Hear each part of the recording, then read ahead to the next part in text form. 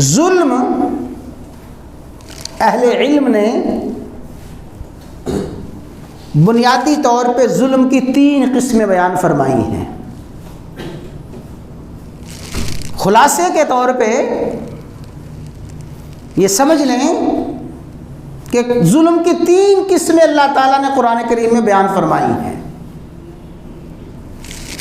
سب سے پہلی ظلم کی قسم،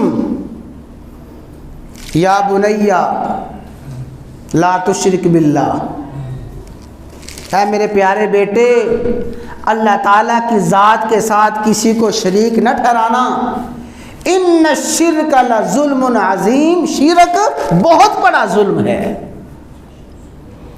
گویا شرک کی پہلی قسم، شرک کی بنیادی قسم ظلم ہے، اور یہ ظلم اللہ تبارک و تعالیٰ کے حقوق کی حق تلفی ہے۔ گویا شرک کرنا حقوق اللہ میں کوتاہی کرنا ہے، حقوق اللہ کی حق تلفی کرنا ہے۔ شرک کا تعلق حقوق اللہ کے ساتھ ہے۔ زندگی کے کسی بھی موقع پہ، کسی بھی مرحلے پہ مشرک نے شرک سے توبہ کر لی، اللہ تبارک و تعالیٰ معاف فرما دیں گے۔ اگر اللہ نہ کرے حالت شرک میں خاتمہ ہو گیا، انہ من یشرک باللہ فقد حرم اللہ علیہ الجنہ، اللہ نے مشرک پہ جنت کو حرام فرما دیا ہے، ومأواہ النار، اس کا ٹھکانہ جہنم ہے۔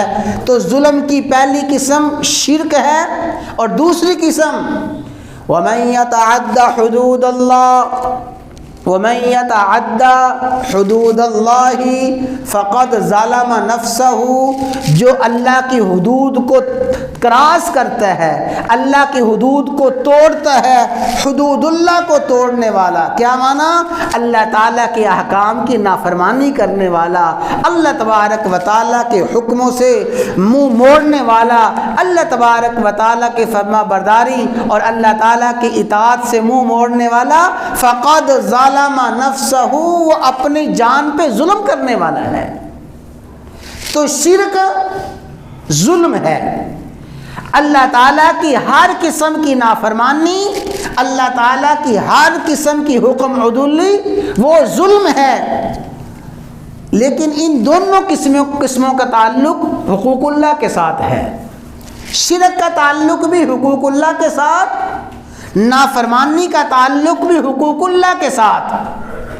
اگر بندہ زندگی کے کسی موقع پہ معافی مانگے، توبہ کر لے، اللہ تعالیٰ شرک کو بھی معاف فرما دیں گے، اللہ تبارک و تعالیٰ نافرمانی کے ظلم کو بھی معاف فرما دیں گے۔ اور تیسری ظلم کی قسم وہ ہے جس کا تعلق حقوق العباد کے ساتھ ہے، بندوں کے حق کے ساتھ ہے۔ ایک بندے کے دوسرے بندے پہ جو حقوق ہیں ان میں حق تلفی کرنا، یہ ظلم ہے۔ قتل ناحق بدترین ظلم ہے۔ کسی کو تشدد کرنا، کسی کو مار پیٹ کرنا، کسی پہ ہاتھ اٹھانا بدترین ظلم ہے۔ کسی کی آبرو ریزی کرنا، کسی کا مال کھا جانا، کسی کی غیبت کرنا، دھوکہ دہی اور ہر قسم کا فراڈ ظلم کی بدترین قسم ہے۔ اور میرے بھائیوں، یہ وہ ظلم ہے جو اللہ تبارک و تعالی معاف نہیں فرمائیں گے۔ اللہ تعالیٰ اس ظلم کو معاف نہیں فرمائیں گے جب تک کہ ظالم مظلوم سے معافی نہ مانگ لے، ظالم مظلوم کو راضی نہ کر لے، اللہ تبارک و تعالیٰ اس ظلم کو کبھی معاف نہیں فرمائیں گے۔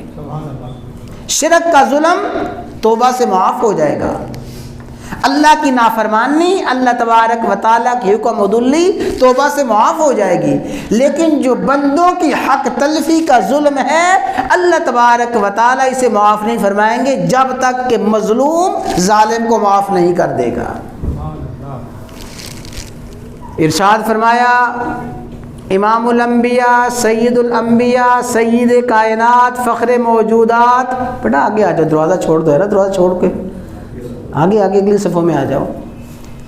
فخر کائنات رحمت کائنات محمد الرسول اللہ صلی اللہ علیہ وسلم نے ارشاد فرمایا من کانت لہ مظلمۃ لأخیہ،